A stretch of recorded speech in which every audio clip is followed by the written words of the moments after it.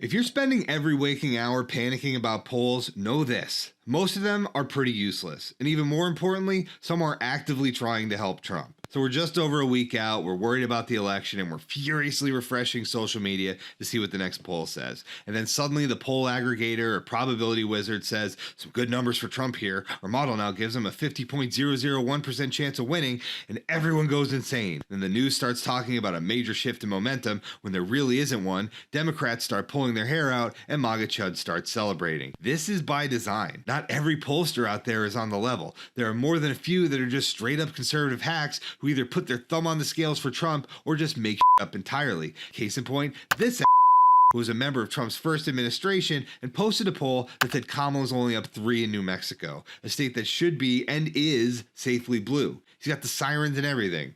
Problem is, that poll is completely fake. The guy just made it up out of whole cloth, but it's got 1.5 million views with no fact check or community note or anything. Now that one's not going to go in Nate Silver's model, but there are a lot of MAGA organizations that are doing the same thing, just slightly less obvious. Trafalgar, Rasmussen, Atlas Intel. These are all right-leaning pollsters that are releasing tons and tons of low-quality polls into the world with dubious methodology and shady likely voter screens that basically let them massage the data to say anything they want. Then they go in the 538 or Nate Silver models just the same. They're weighted less than nonpartisan high quality polls, but they're still there, and there's a lot of them, and that matters, especially when the media sees that tiny, almost imperceptible shift and creates a huge new Trump's pulling ahead narrative, which is exactly what MAGA wants. But there's an even more sinister reason behind it. If Harris wins this thing legitimately, MAGA is obviously going to try to claim Trump won no matter what, and they're going to use all these